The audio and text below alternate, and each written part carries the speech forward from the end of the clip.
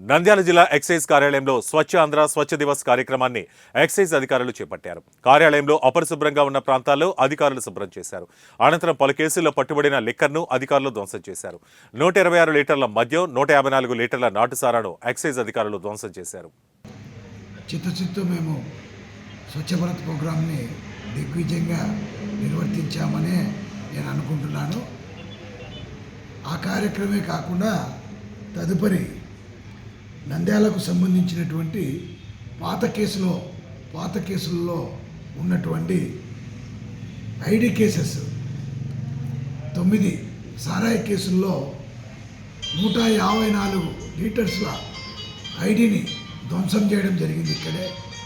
అదేవిధంగా డిపిఎల్ 30 కేసులు అంటే డ్యూటీ పెయిడ్కు సంబంధించిన లిక్కర్ కేసెస్లో 30 కేసుల్ని సుమారు 122.95 లీటర్ల లిక్కర్ని ధ్వంసం చేయడం జరిగింది.